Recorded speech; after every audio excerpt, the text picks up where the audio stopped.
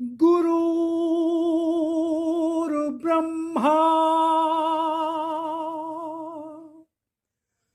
गुरुर्विष्णु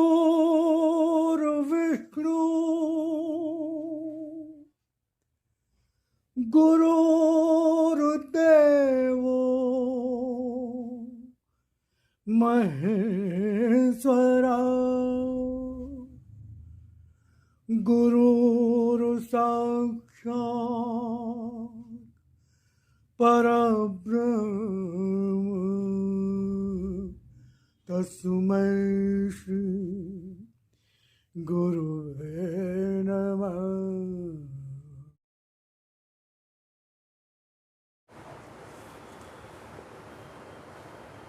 जय राम जी, नमस्कार। ओम शिव। उम्मीद करता हूँ ईश्वर कृपा से आप सब परिवार सकुशल होंगे। तो आज हम भगवत चर्चा करेंगे। भगवान की वाणी वचनामृत निझणी, दिनांक 25 अप्रैल। आज 25 अप्रैल है। तो जैसा कि भगवान की वाणी के बारे में आप जानते हैं कि सत्य मंदिर इंदिरा नगर लखनऊ भगवान की वाणी का उद्गम स्थल रहा और संभवतः 30 मार्च 1972 से भगवान की वाणी निरंतर 2003 तक आई है। देवी माँ के परम पूज्य देवी माँ के माध्यम से सच्चाई लिखने के माध्यम से इसका मैं विश्लेषण और इसका विवरण मैं दे चुका हूँ। और ज़्यादा कुछ जानकारी हो तो उसके लिए सत्य मंदिर इंदिरा नगर।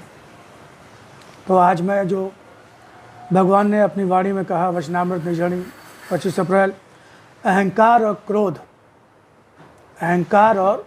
क्रोध मनुष्य को कब असुर बना दें यह कहा नहीं जा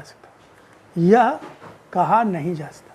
कब असुर बना दें, अहंकार और क्रोध मनुष्य को कब असुर बना दें यह कहा नहीं जा सकता। अहंकार, आप जितना भी आप देखिए, जितने भी अपराध होते हैं,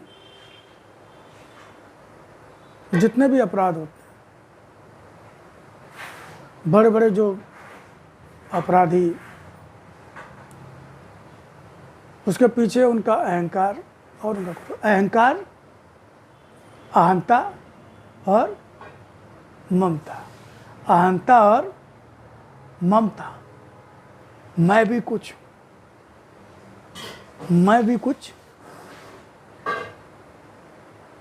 यानी अहंकार, मैं भी कुछ, मेरा इतना बल, मेरी इतनी शक्ति, मेरी इतने सारे लोग मेरे पीछे, इतना रुपया पैसा धन दौलत, इतना बड़ा परिवार, इतने मेरे भाई। अहंकार तो किसी अहंकार, रूप का अहंकार भी होता है। अहंकार तो जिसके हम अपने को मालिक मान लें, अपना मान लें, और जब उससे मोह हो जाता है, जब बाधा पड़ती है तो क्रोध आता है। कोई हमारा आधिपत्य नहीं स्वीकार करता तो हमको क्रोध आता है। कोई हमारी बात नहीं सुनता तो हमको क्रोध आता है। कोई उसमें व्यवधान पड़ता है तो हमको क्रोध आता है। और जब क्रोध आता है तो बुद्धि नष्ट हो जाती है, बुद्धि भ्रष्ट हो जाती है।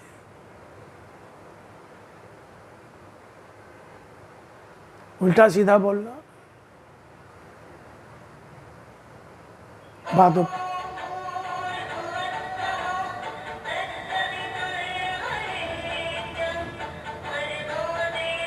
बाद में पश्चाताप भी होता है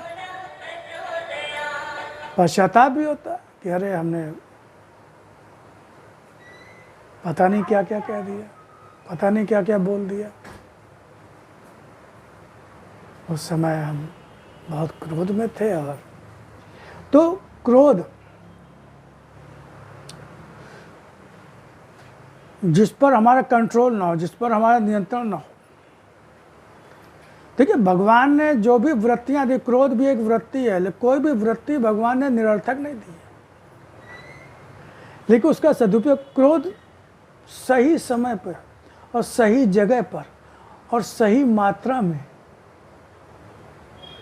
सही समय, सही जगह और सही मात्रा में अगर क्रोध है तो वो आपके लिए ठीक है। वो इसीलिए भगवान ने क्रोध, अगर कहने मतलब कोई वृत्ति भगवान ने निरर्थक नहीं दी। ये मैं नहीं कह रही क्रोध फिर भगवान ने बनाया ही क्यों, अहंकार भगवान ने बनाया ही क्यों। स्वाभिमान अहंकार नहीं है, किसी चीज पे गर्व करना अहंकार नहीं है।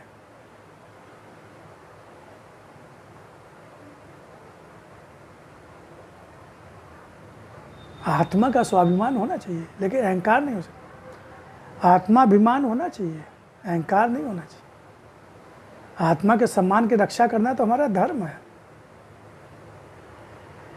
लेकिन जो संसारिक उपलब्धियां हैं इनको लेके जो अहंकार में फूल जाना। अब रावण क्या था, रावण इतना बड़ा विद्वान था, ज्ञानी था, लेकिन उसको ज्ञान का भी अहंकार हो गया और अपनी शक्ति बल का भी अहंकार था उसको, कि उसको तो ऐसा वरदान मिला हुआ कि उसे कोई मार ही नहीं सकता। इंसानों को तो कुछ समझता ही नहीं था।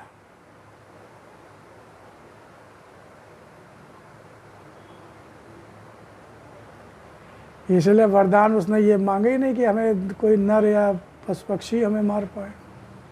उसने कहा कोई देव दानव ये वो कोई भी मार ना पाए। कहा ठीक है, और अत्याचार करता रहा, अहंकार बहुत बढ़ गया। विद्वान भी था, लेकिन विद्वान की सबसे बड़ी पहचान और सबसे पहली पहचान तो यही है कि उसे विनम्र होना चाहिए। अहंकार, अगर अहंकार सबसे बड़ा अवगुण है, जब तक आप निरहंकारी नहीं होंगे तब तक आप ज्ञानी नहीं हो सकते। इसलिए ज्ञानी का सबसे कठिन परीक्षा जो होती है वो निरहंकार होना ही होती है। सूक्ष्म अहंकार होता ही होता है। मैं इतनी पूजा पाठ करता हूँ, मुझे इतना ज्ञान है, मैं इतना पढ़ा लिखा हूँ, मैंने इतना दान पुण्य किया है, मैं इतनी लोगों की मदद करता हूँ, इतनी लोगों की हेल्प करता हूँ। ये सब क्या है? ये सब अहंकार। और जब अहंकार आता है तो अहंकार अपने साथ विनाश लाता है, बहुत सारे अवगुण आ जाते हैं। अब आपने कहा साहब मैं तो इतना दान पुण्य करता हूँ, और कोई कहता है अरे हम करते होंगे दान पुण्य, अब आपको गुस्सा आ जाएगा कि मैंने इतना दान किया, मेरा नाम भी नहीं आया, मेरा कोई नाम भी नहीं लेता, मुझे कोई दान ही नहीं मानता है। अहंकार आ जाता है। द्वेष पैदा होता है तो आप उसका नुकसान करने की सोचने लगते हो। नुकसान कर तो वैसे कर्म हो जाते हैं, तो विनाश। अहंकार और क्रोध, जब हम किसी भी चीज संसार में, हम कोई भी, ये शरीर संबंधी रिश्ते नाते और जो भी रुपया पैसा धन दौलत शक्ति और जो भी उपलब्धियां हैं, इनको अपना ना माने। ये प्रारब्ध अनुसार ईश्वर की इच्छा से, ईश्वर का निर्णय से आपको मिला है, और सदुपयोग के लिए इसके आप अपने को जब तक मालिक मानेंगे तो अहंकार रहेगा, और मालिक आप हैं नहीं। सबसे बड़ा अज्ञान तो यही है कि आप किसी चीज़ की उपलब्धि को का श्रेय अपने को देने लगे।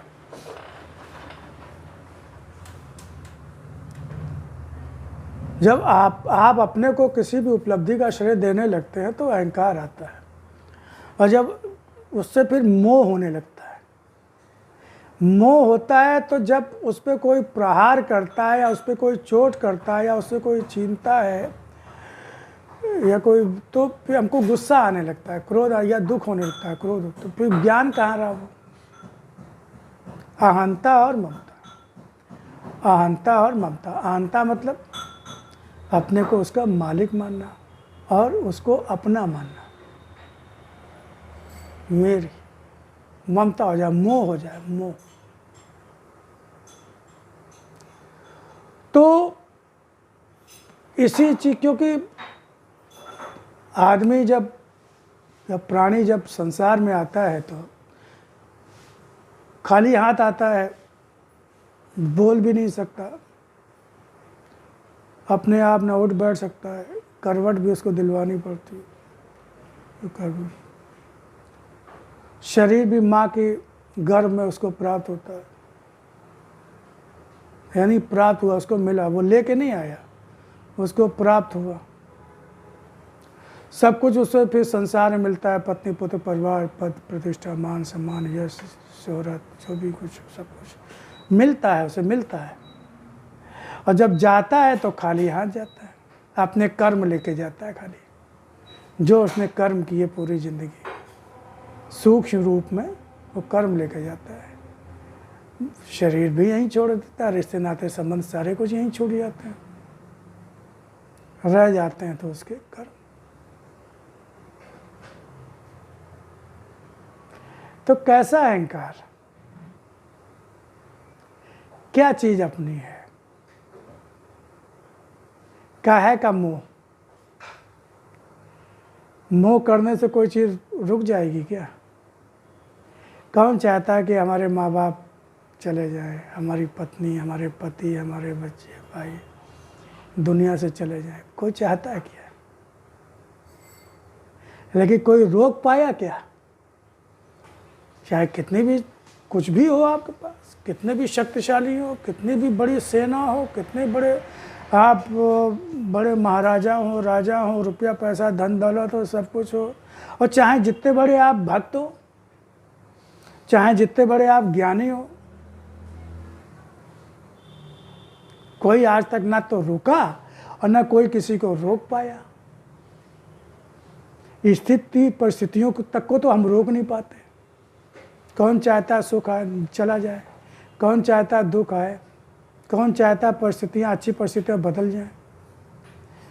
हमारे अवतार हुए, भगवान हुए, उनके जीवन में भी, जबकि उन्होंने सब अपने लीला थी उनकी, उनका कोई भोग नहीं था, उनका कोई प्रारब्ध नहीं था, उनका कोई भाग्य नहीं था, लीला थी दिखाने के लिए उनकी।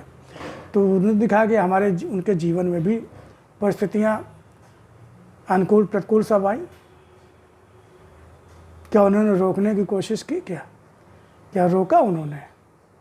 क्या उन्होंने कभी ये बने रहे? सदुपयोग किया उसका उन परिस्थिति।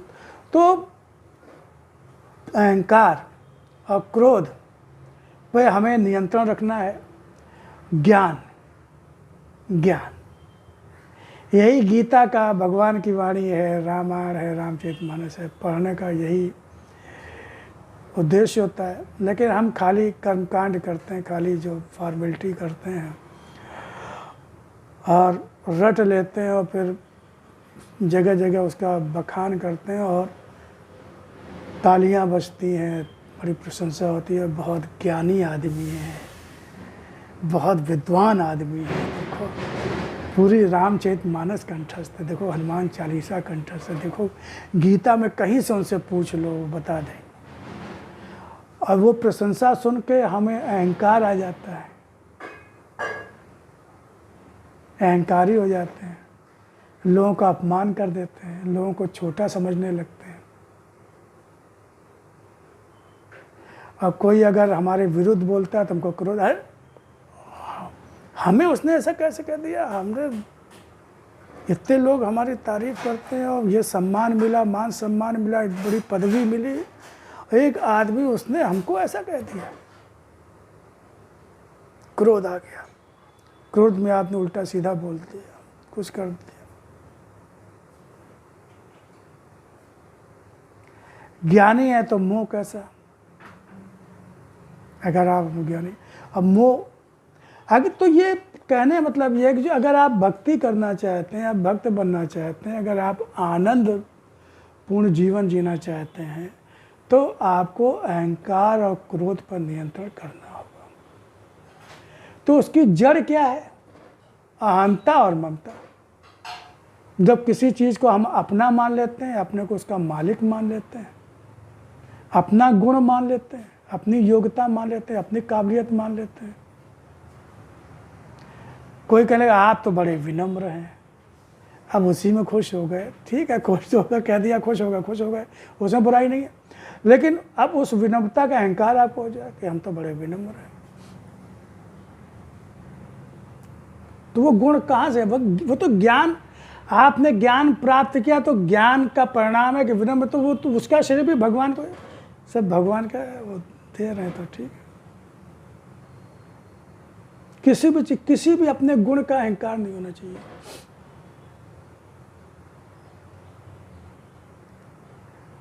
और किसी भी चीज़ से मोह नहीं होना चाहिए।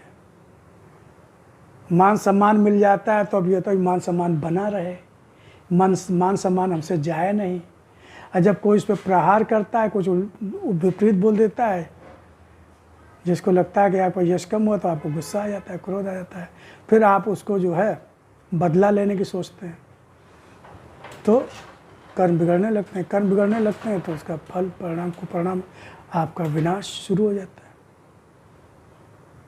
तो अहंकार और क्रोध पर नियंत्रण रखना बहुत ज़रूरी है। अगर हम भक्ति करना चाहते हैं, अगर हम आनंद करना चाहते हैं, भगवान को पाना चाहते हैं, भगवान से योग, तो फिर आगे इसकी चर्चा करेंगे। ओम शिवरे, जय राम जी की। तब तक आप सकुशल रहें और जो भी चर्चा हुई उसका चिंतन मनन करें।